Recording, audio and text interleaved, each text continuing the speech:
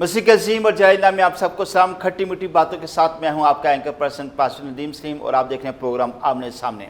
तो viewers, thank you so much for your feedbacks, liking and comments. आपका इन सब बातों के लिए बहुत बहुत शुक्रिया। इसी तरह से आप अपनी फीडबैक भी देते रहिएगा। व्यूअर्स, कायद वो होता है जो ना सिर्फ कौम को ख्वाब दिखाए बल्कि उसकी ताबीर भी करे। कायद वो है जो अपनी कौम को मसाइल से बाहर निकाले। कायद वो है जो अपनी कौम को ट्रांसफॉर्म करे और कायद वो है जो अपनी कौम को मुस्तकबिल में आने वाले मसाइल से भी आगाह रखे और उसके लिए तैयार भी करे। इन सब बातों पर बात करने के लिए आज हमारे दरमियान जो गेस्ट हैं वो एडवोकेट रियाज अंजम साहब हैं। सर, आपको प्रोग्राम आमने सामने में वेलकम कहते हैं। आप बहुत एनर्जेटिक लग रहे हैं, शाश बिशाश लग रहे हैं, खुदा आपको बरकत दे। तो कैसे जा रही है सर आपकी वकालत? Thank you very much. सबसे पहले तो मैं आपका शुक्रिया अदा करना चाहूँगा और आपकी सारी टीम का और आइज़िक चैनल का और स्पेशली पादरी अनवर फजल साहब का, जिन्होंने मुझे मौका दिया और मैं आपके प्रोग्राम में आया।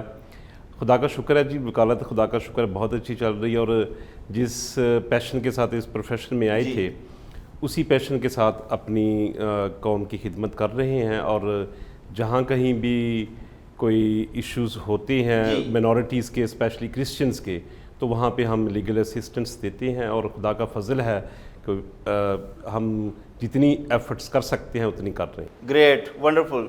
सर, अभी मैंने आगाज़ किया इस प्रोग्राम का कि कायद कौन होता है, और ये स्टेटमेंट मेरी अपनी इस कॉन्टेक्स्ट में है कि मैं इससे एग्री करता हूँ, लेकिन ये बात मैंने आपकी जो है वो कॉपी की है आपके फेसबुक से कि आपने लिखा है इस बात को कि कायद तो वो होता है जो कौम को ख्वाब देने के साथ साथ उसकी ताबीर भी करे।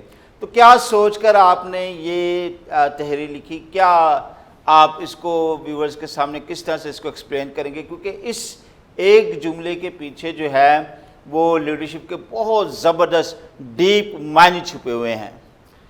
जी बिल्कुल। ये जो मेरी बुक है पाकिस्तानी मसीही और क़यादत का बहरान, उसमें मैंने इसको लिखा है। देखिए, मेरे नज़दीक जो कायद है वो है जो ख्वाब दे, और अजीम कायद वो है जो ख्वाबों के साथ उसकी ताबीर भी दे। अब पाकिस्तान में क़यादत का बहरान रहा है और आज भी क़यादत का बहरान है। तो मैं समझता हूँ कि देखें, हमारे पास एक एग्ज़ाम्पल है शहबाज़ भट्टी साहब की, जिन्होंने अपनी कौम के लिए खिदमात सरअंजाम दी और उन्होंने फिर डिलीवर भी किया। जैसे आप देख सकते हैं 5% कोटा और सेनेट में जो नशिस्तें मिली उसमें शहबाज़ भट्टी साहब ने बड़ा एक रोल प्ले किया और उन्होंने एक एग्जांपल सेट की। और बाकी लीडरशिप के लिए भी कि अगर आपने अपने आप को लीडर प्रूव करना है तो then you have to deliver. अब देखें, जो कायद है और जो एक सियासतदान है, लीडर और सियासतदान में फ़र्क ये है कि जो सियासतदान है वो सोचता है कि उसने आगे असम्बली का मेंबर कैसे बनना है, लेकिन जो कायद है वो आने वाली नस्लों के बारे में सोचता है। और बहुत ज़बरदस्त ये आपने डिफरेंस बयान किया है। Thank you very much. लेकिन सर, मैं ये बात कर रहा था कि अब जो एक कायद है, जो एक लीडर है, उसको पता होता है कि उसने अपनी कौम, उसकी कौम को उसकी क्या ज़रूरत है, उसकी कौम के क्या मसाइल हैं, क्या चैलेंजेस है, और उसमें से उसने कैसे निकालना है। और जिस कायद को, जिस सियासतदान को ये पता नहीं होता वो सियासतदान हो सकता है लेकिन कायद नहीं हो सकता। इसीलिए हमारे पास शायद सियासतदानों की बहुतात है लेकिन हमारे पास कायदीन का बहरान है। अच्छा, इसी जुमले पर ये जो आपने आखिरी जुमला बोला है, क्या मसीहियों की तरक्की के लिए मसीही सियासतदानों ने अपना किरदार सही तौर पर निभाया है? मेरे ख्याल में बिल्कुल ऐसा नहीं है। उसकी मैं ताज़ा तरीन एग्जाम्पल आपको बताता हूँ कि 1981 में एक मर्दमशुमारी हुई और उसके बाद 1998 में मर्दमशुमारी हुई। इस मर्दमशुमारी को सामने रखते हुए और आबादी में जो इजाफा उसको सामने रखते हुए परवेज़ मुशर्रफ साहब ने असम्बली की सीट्स में इजाफा किया, लेकिन उसने माइनॉरिटी की और क्रिश्चियंस की एक सीट में भी इजाफा नहीं किया। लेकिन आज आलमोस्ट जब 2002 में असम्बली सीट्स में इजाफा हुआ तो उसके बाद आज आलमोस्ट 19 ईयर्स गुजर गए हैं और आज तक जो हमारे सियासतदान हैं ये अपना जायज़ मुतालबा भी पूरा नहीं करवा सके कि वो असम्बली सीट्स में इजाफा करवा लेते। آپ دیکھیں 10-15 سال بھی لوگ اسمبلی میں رہے ہیں، لیکن انہوں نے آج تک اسمبلی کے اندر کوئی ایسا بل ٹیبل نہیں کیا جو اسمبلی میں اضافے کے لیے ہو اور جس کے اوپر رائے شماری ہوئی ہو اور جس کے لیے لابنگ کی گئی ہو. اور اگرچہ کچھ سیاستدانوں نے کوشش کی کہ انہوں نے بل ٹیبل کیے، لیکن وہ پارلیمنٹ کمیٹی میں جا کے وہیں پہ رد کر دیے گئے اور ان کو اسمبلی میں رائے شماری کے لیے لایا ہی نہیں گیا. تو یہ میں سمجھتا ہوں کہ بہت بڑا فیلئر ہے. دوسری بات یہ ہے کہ جو ہمارے سیاستدان ہیں، جب آپ نے ان کی پرفارمنس کو دیکھنا ہوتا ہے تو آپ دیکھتے ہیں کہ کسی کمیونٹی یا کسی قوم کے جو لوگ ہیں وہ کس حالات میں رہ رہے ہیں، آیا وہ چیلنجز میں ہیں، مسائل ان کو درپیش ہیں کہ نہیں. اگر آپ مسیحیوں کی جو موجودہ سچویشن ہے اس کو دیکھتے ہیں کہ جو مسیحی ہیں ان کو ڈسکریمنیٹری لاز کا بھی سامنا ہے، ان کو ایک بائسڈ ایٹیٹیوڈ کا بھی سامنا ہے، ان کے جو معاشی تحفظ بھی نہیں ہے، اور پھر الیکٹورل جو ہماری ریفارمز کی ضرورت ہے وہ بھی نہیں ہے. تو پھر ہم یہ کہہ سکتے ہیں کہ جو مسیحی سیاستدانوں کو جو پرفارم کرنا چاہیے تھا وہ اس طرح سے پرفارم نہیں کر سکے. اور جب تک کسی بھی قوم کے سیاستدان پرفارم نہیں کرتے تب تک وہ قوم معاشی خوشحالی، معاشرتی وقار اور سیاسی طاقت کی جو عظیم منزل ہے اس کو حاصل نہیں کر سکتے. زبردست. ویورز، آپ نے سنا کہ ایڈوکیٹ ریاض انجم صاحب نے بڑی خوبصورت بات کہی ہے، اور اس حوالے سے آپ کیا سوچتے ہیں؟ آپ ایڈوکیٹ ریاض انجم صاحب سے کیا سوال پوچھنا چاہتے ہیں؟ واٹس ایپ کا یہ نمبر سکرین پر آپ کے سامنے ہے، یہ ای میل بھی آپ کے سامنے ہے. آپ ضرور جو ہے وہ کوئی بھی اس حوالے سے جو ابھی انہوں نے بات کیا سوال پوچھنا چاہتے ہیں تو ضرور ہم سے رابطہ کیجیے گا. تو یہ بات بالکل آپ نے بجا فرمائی، ٹھیک فرمائی ہے. یہاں پر میں ایک سوال پوچھنا چاہتا ہوں، کیا وجہ ہے کہ 1947 سے لے کر اب تک ہم کیوں ایسا سمجھتے ہیں کہ وہ اپنا سیاسی اہم کردار ادا نہیں کر سکے؟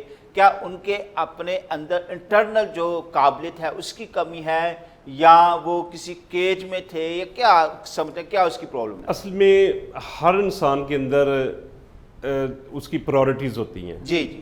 ایک پرائورٹی ہوتی ہے انسان اپنے بارے میں سوچتا ہے، سیلف سینٹرڈ ہوتا ہے، اور دوسری اس کی پرائورٹی یہ ہوتی ہے کہ وہ اپنی قوم کے بارے میں سوچے، اپنی آنے والی نسلوں کے بارے میں سوچے، اس کے فیوچر کے بارے میں سوچے.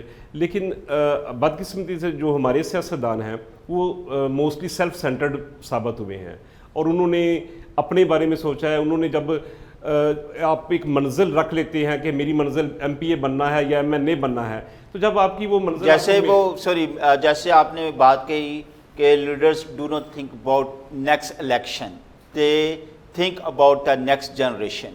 تو ابھی جو آپ بات کریں وہ بالکل آپ کے اس کال کے عین مطابق ہے. جی کہہ رہی ہوں. جی.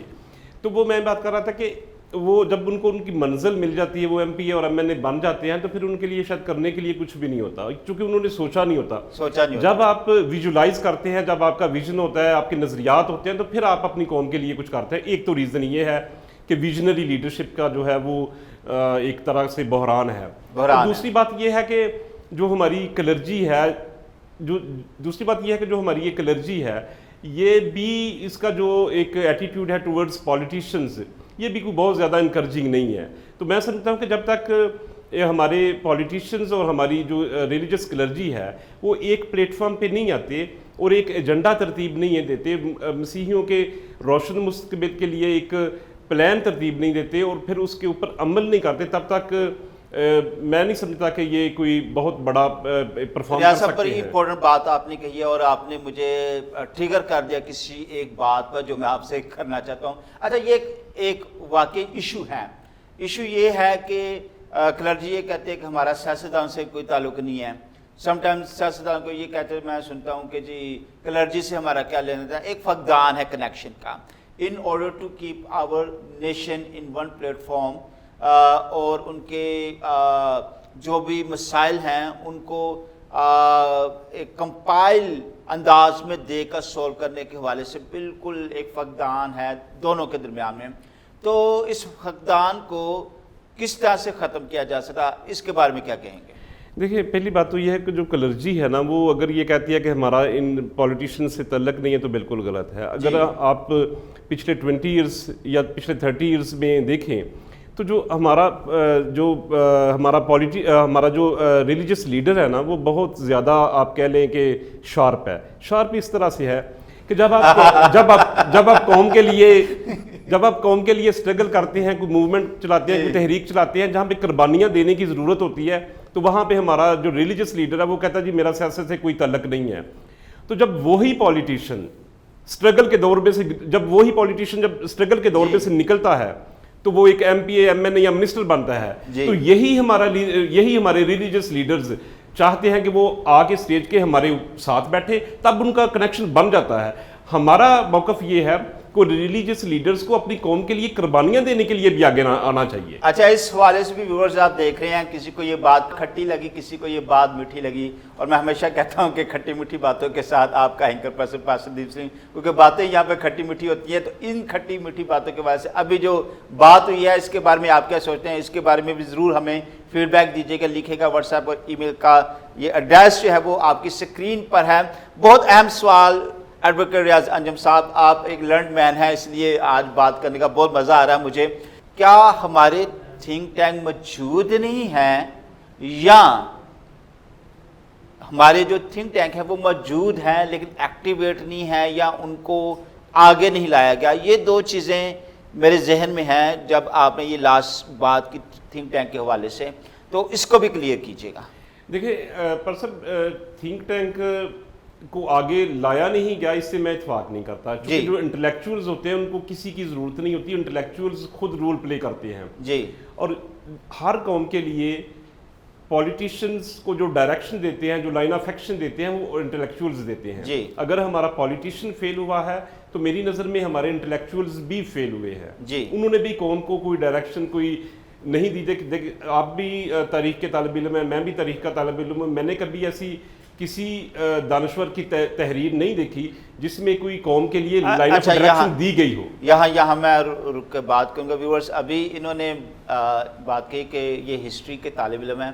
یہ ہسٹری کے صرف طالب علم نہیں ہیں، بہت ہی خوبصورت طالب علم ہیں، اور ان کی ایک بک بھی بڑی خوبصورت ہے جو میں نے اسٹڈی بھی کی، جن میں سے بہت کچھ باتیں پوچھی بھی جا رہی ہیں.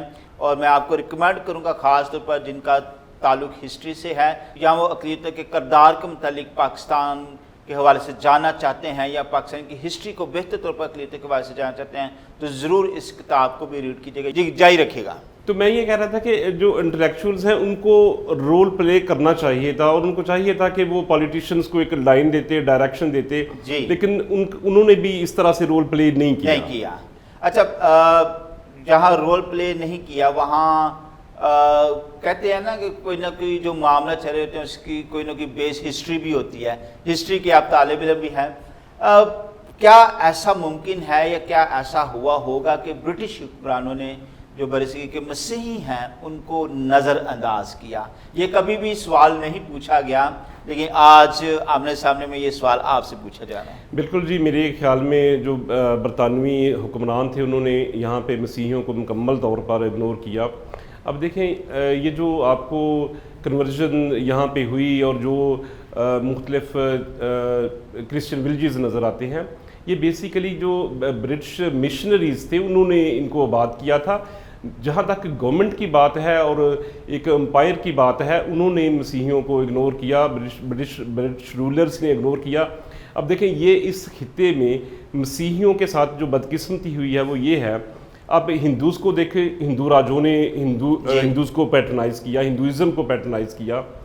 یہاں پہ جو مسلم حکمران تھے انہوں نے اسلام کو پیٹرنائز کیا. یہاں پہ جو بدھزم ہے اس کو اشوکا نے پیٹرنائز کیا. مسیحی اس خطے کی واحد قوم ہے جس کو کبھی کسی رولر نے پیٹرنائز نہیں کیا. اس کی اگر آپ اگزامپل دیکھیں تو جب انگریزوں نے بڑی بڑی جگیریں یہاں پہ ڈسٹریبیوٹ کیں تو انہوں نے ہندوز کو جگیریں دی، مسلمز کو جگیریں دی، ایون سکھوں کو دیں، لیکن کسی کرسچن کو انہوں نے جگیریں الاٹ نہیں کی. تو اس طرح سے ایک تو انہوں نے یہاں پہ اگنور کیا. پھر جب تحریک آزادی چل رہی تھی تو اس وقت یہاں پہ جو قومیں تھیں وہ بہت زیادہ آباد تھیں، جس میں سے 4 جو تھیں وہ بڑی قومیں تھیں، جس میں ہندوز تھے، مسلم تھے، سکھ تھے اور مسیحی تھے. لیکن اب دیکھیں جب پارٹیشن ہوئی تو جو ہندوز تھے ان کو ہندوستان ملا، مسلمز کلیم کرتے ہیں کہ ان کو پاکستان ان کے لیے بنایا گیا، پنجاب کو ڈیوائیڈ کیا اور سکھوں کو oblige کیا گیا. لیکن انگریزوں نے یہاں پر مسیحیوں کے لیے کیا کیا؟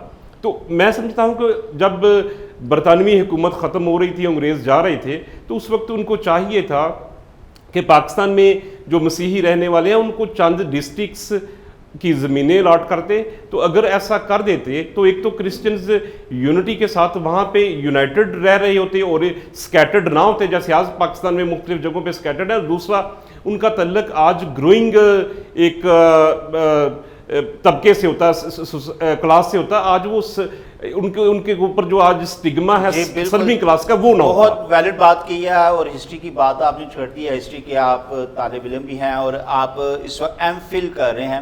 اچھا مجھے بہت اچھے لگتے ہیں وہ ویورز جو پڑھتے رہتے ہیں. اگر دیکھنے کو ایسے لگتا ہے کہ جیسے ایڈوکیٹ صاحب جو ریاض انجم صاحب ہیں وہ ایک وکیل ہیں اور انہیں کچھ کرنے کی ضرورت نہیں ہے، لیکن یہ سٹل آگے اسٹڈی کر رہے ہیں اور ایم فل کر رہے ہیں.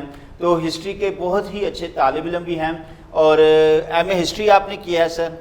نہیں، میں نے لاء کیا ہے، لیکن جو لائرز ہیں ان کو یہ پریروگیٹو ہے کہ وہ ایم فل کر سکتے ہیں سوشل سائنسز میں. اچھا یہ تو بڑی اچھی آپ نے بات بتا دی ہے.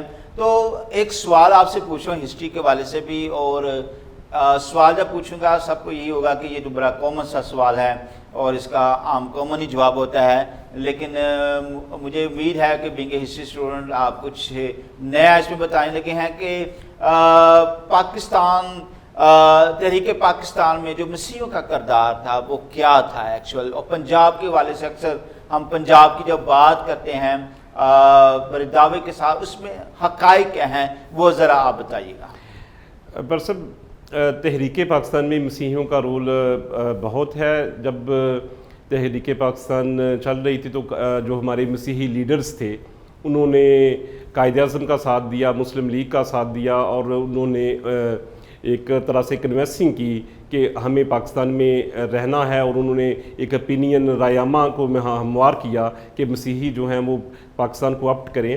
تو آپ کو یاد ہوگا کہ جب ماسٹر تارا سنگھ نے ایک پنجاب اسمبلی کے سامنے نعرہ لگایا کہ جو مانگے گا پاکستان اس کو ملے گا قبرستان، تو وہاں پہ بڑے سارے اور بھی جو ممبر پنجاب اسمبلی تھے، لیکن وہاں پہ اس کے نعرے کا جواب دیوان بہادر اسپی سنگھا صاحب نے دیا کہ سینے پہ گولی کھائیں گے اور پاکستان بنائیں گے. تو یہ ان کی کمٹمنٹ کا لیول تھا پاکستان کے ساتھ. تو پھر اس کے بعد جب پنجاب کی پارٹیشن کی بات آئی، ان کی پنجاب اسمبلی میں ووٹنگ کی بات آئی، تو وہاں پہ یہ ایشو تھا کہ جو ڈیوائیڈ ہے وہ پنجاب کو کرنا ہے یا نہیں کرنا ہے. چونکہ جو علامہ اقبال کا تصور تھا اس کے مطابق یہ تھا کہ جو جتنے بھی وہ ایریاز ہیں جس میں سندھ ہے، بلوچستان ہے، KPK ہے اور پنجاب ہے، جو مسلم ڈومینیٹنگ پروونسز ہیں ان کو پاکستان کا حصہ بنایا جائے. تو اس حوالے سے تو پورا جو پنجاب تھا وہ پاکستان کا حصہ بن رہا تھا. لیکن سکھوں نے یہ ایک کلیم کیا اور انہوں نے مطالبہ کیا کہ ہم وہ قوم ہیں جنہوں نے تحریک آزادی میں سب سے زیادہ قربانیاں دی ہیں. سکھوں نے سب سے زیادہ جو ہے وہ انہوں نے جیلیں کاٹی ہیں، سب سے زیادہ سزائیں ان کو ہوئی ہیں، سزائے موت ان کو ہوئی ہے. تو یہ کس طرح برطانوی حکومت کر سکتی ہے کہ وہ پنجاب کو متحدہ پاکستان کے حوالے کر جائے اور ہمیں جو اتنی بہادر و دلیر قوم ہے ہم مسلم ڈومینیشن میں رہیں. تو انہوں نے ریوالٹ کر دیا. تو یہاں پہ ایک طرح سے خانہ جنگی ہو گئی. تو اس کا حل پھر انہوں نے یہ نکالا کہ پنجاب کو انہوں نے 3 جون 1947 کا ایک لاء پاس کیا ہاؤس آف کامن میں، جس کو ہم 3 جون 1947 کا منصوبہ بھی کہتے ہیں. اس کے تحت یہ تھا کہ پنجاب کے جو لیجسلیٹو ممبرز ہیں پنجاب اسمبلی کے، ان کا 2 حصوں میں اجلاس ہوگا. ایک ان ضلعوں کے اوپر مشتمل ممبرز کا اجلاس ہوگا جن میں ہندوز اور سکھوں کی اکثریت ہے، اور دوسرا اجلاس ان لیجسلیٹو ممبرز کا ہوگا جو ان ڈسٹرکٹ سے آئے ہیں جن میں مسلم آبادی زیادہ ہے. تو اس طرح سے انہوں نے 3 جون 1947 کے منصوبے میں یہ لکھا کہ اگر ان دونوں اجلاس میں سے کوئی ایک اجلاس بھی فیصلہ کر دے کہ پنجاب کو ڈیوائیڈ کیا جائے گا تو پھر پنجاب کو ڈیوائیڈ کر دیا جائے گا. تو اس طرح سے 23 جون 1947 کو جب یہ اجلاس ہوئے تو اس میں جو ہمارے مسیحی لیڈرز تھے انہوں نے قائد اعظم اور مسلم لیگ کا ساتھ دیا اور یونائٹڈ پنجاب کے حق میں ووٹ دیا کہ پورے کا پورا پنجاب پاکستان کا حصہ بنایا جائے. اور اس کے لیے پھر انہوں نے ایک طرح سے جو پنجاب اسمبلی کا جو یہ اجلاس تھا اس نے اوور ویلمنگ میجورٹی سے یہ پاس کیا، یہ قرارداد پاس کی کہ پورے کا پورا پنجاب پاکستان کا حصہ بنایا جائے. لیکن جو دوسرا پنجاب تھا جس میں سکھ اور جو 12 اضلاع تھے، جو جب ان کا اجلاس ہوا تو انہوں نے پھر یہ فیصلہ کیا کہ پنجاب کو ڈیوائیڈ کیا جائے اور جو سکھ ڈومینیٹنگ جو 12 اضلاع ہیں ان کو ہندوستان کا حصہ بنایا جائے. اس طرح سے پنجاب ڈیوائیڈ ہو گیا اور آدھا پنجاب یعنی 17 اضلاع جو تھے وہ پاکستان کا حصہ بنے اور 12 اضلاع جو تھے وہ مشرقی پنجاب یعنی انڈیا کا حصہ بنے. اسی لیے یہ کہتے ہیں کہ جو انڈین پنجاب ہے وہ انڈین یونین کو سکھوں کی طرف سے تحفہ ہے، چونکہ مطالبہ سکھوں کا تھا، ہندوؤں کا نہیں تھا. پنجاب کو زبردست، آپ نے بہت زبردست آپ نے اس ہسٹری کو بیان کیا ہے. اور صرف ہمارے پاس جو ہے وہ 4 منٹ رہ گئے ہیں اور ان 4 منٹوں میں 3 سوال میں آپ سے پوچھوں گا، 1 منٹ کا آپ نے جواب دینا ہے.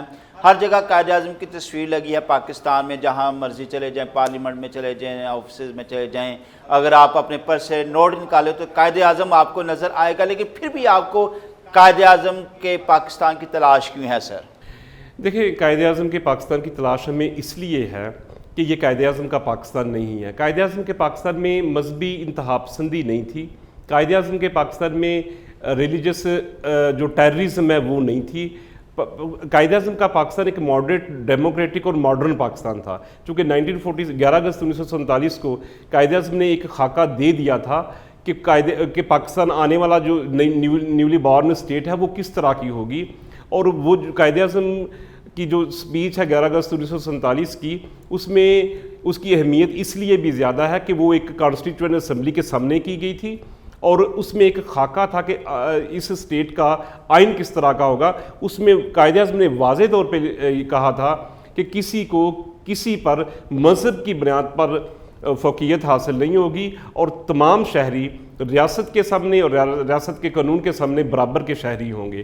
تو ہم اسی پاکستان کی تلاش چاہتے ہیں اور یہ تلاش آپ کی جاری ہے. فیس بک پہ میں اکثر دیکھتا ہوں کہ ایسی آپ نے باتیں لکھی ہوتی ہے کہ مجھے قائد اعظم کے پاکستان کی تلاش ہے. اور آپ نے کہا کہ یہ والا کول جو ہے وہ پاکستان کے آئین کا حصہ ہونا چاہیے، لیکن پاکستان کے آئین کا تو ابھی یہ حصہ نہیں ہے. لیکن میں یہ سوال پوچھنا چاہتا ہوں کہ کیا یہ کسی کتاب کا یہ والا حصہ جو ہے، یہ کول جو ہے وہ کیا کسی نصاب یا کتاب کا حصہ ہے یا نہیں ہے؟ دیکھیں، ہمارا صاحب آپ کے سوال کا جواب ہے کہ نہیں ہے، لیکن ہمارا مطالبہ یہ ہے کہ 11 اگست 1947 کی جو قائد اعظم کی تقریر ہے اس کو نصاب کا بھی حصہ ہونا چاہیے، تاکہ جو آنے والی جنریشنز ہیں ان کو پتہ چلے قائد اعظم ایک ڈیموکریٹک اور ماڈرن اسٹیٹ چاہتے تھے. وہ ایک سیکولر پرسنالٹی تھے، تو اسی لیے وہ ایک سیکولر ریاست چاہتے تھے، نہ کہ ایک مذہبی ریاست. اور اس کا اظہار انہوں نے کئی جگہوں کے اوپر کیا.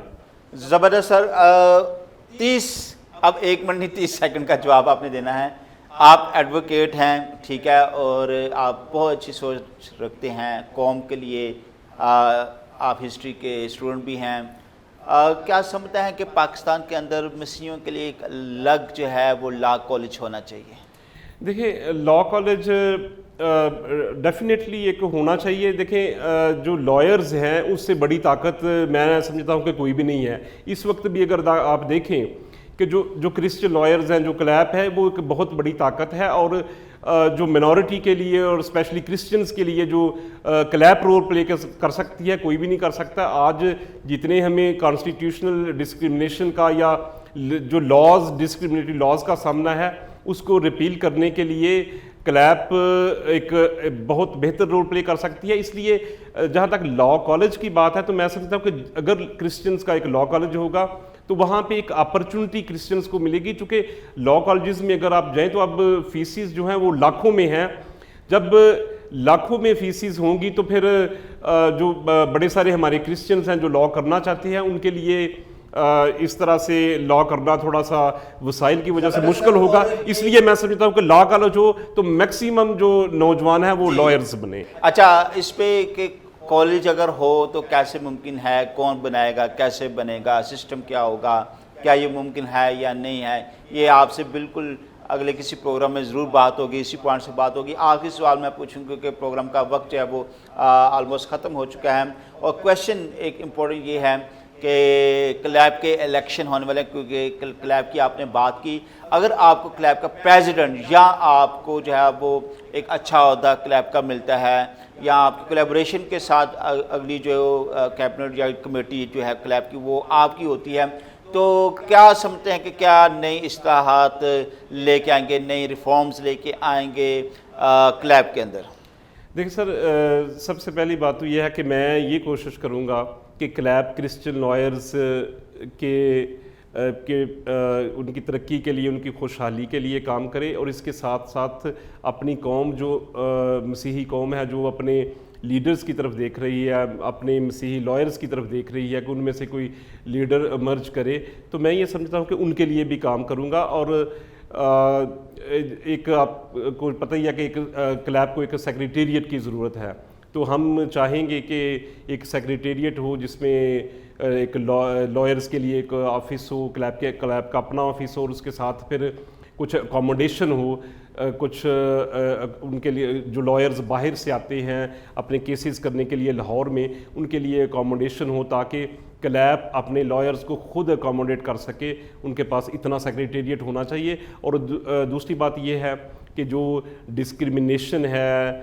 کرسچنز کے انگیسٹ، اسپیشلی لاز ہیں، کانسٹیٹیوشنل جو آرٹیکلز ہیں ڈسکریمنیٹری، ان کو ختم کرنے کے لیے میں سمجھتا ہوں کہ کلیب کو بہت رول پلے کرنا چاہیے۔ اور جب خدا کرے جب ہمیں یہ ذمہ داری دی گئی اور لائرز نے سمجھا کہ ہمیں منتخب کیا، تو پھر ہم خدا کے فضل سے ایک اپنی قوم کی آواز بنیں گے، اور جتنی بھی ڈسکریمنیشن ہے اس کے انگیسٹ ہم ضرور کرسچن لائرز کو لے کے آگے آئیں گے تاکہ جو ڈسکریمنیٹری لاز ہیں اور کانسٹیٹیوشنل ڈسکریمنیشن ہے اس کو ختم کیا جائے۔ اور اس کے ساتھ ساتھ ایک بات میں اور کرنا چاہوں گا کہ یہ جو گورنمنٹ ہے اس نے کافی سارے لائرز کو assistant advocate general, additional advocate general, پھر اس کے بعد ڈسٹرکٹ سطح پہ لائرز کو اکوموڈیٹ کیا، لیکن انفارچونیٹلی جو ہمارے کرسچن لائرز ہیں ان کو مکمل طور پر اگنور کیا گیا ہے۔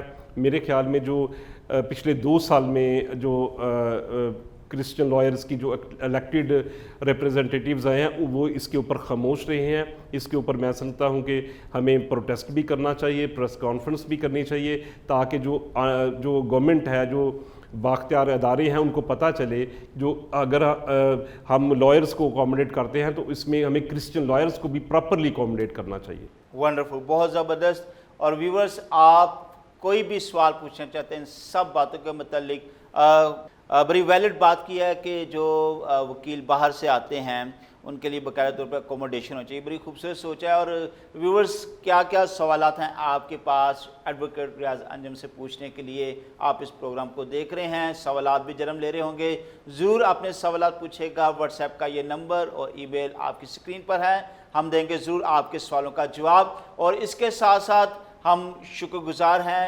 انتہائی دل سے جناب ایڈوکیٹ ریاض انجم صاحب کا، آپ کے قیمتی وقت سے قیمتی خوبصورت باتیں آج آپ نے ہمارے ساتھ شیئر کی ہیں، آپ کا بہت بہت شکریہ۔ تو ویورز، ضرور جو ہے وہ آپ پاسٹر محمد فضل اور سسٹر ندا انور کے لیے بھی دعا کرتے رہیں، آج television internet life TV کے لیے بھی دعا کرتے رہیں، اور اس پروگرام کو بھی اپنی دعا میں یاد رکھے گا۔ اور اس کے ساتھ ساتھ ہمارا یوٹیوب کا جو چینل ہے آمنے سامنے، اس سے بھی ضرور لائک کیجیے گا، سبسکرائب کیجیے گا، تاکہ یہ ویڈیو بھی آپ دیکھ سکیں اور آئندہ آنے والی بھی ویڈیو آپ دیکھ سکیں اور دوسروں کے ساتھ بھی شیئر کر سکیں۔ تو جی ویورز، اگلے ہفتے ایک نئے مہمان کے ساتھ اور بہت سارے مختلف سوالات کے ساتھ آپ سے ہوگی دوبارہ ملاقات۔ تب تک کے لیے اپنے اینکر پرسن پاسٹر ندیم سلیم کو اجازت دیجیے گا۔ خدا حافظ۔ پاکستان زندہ باد۔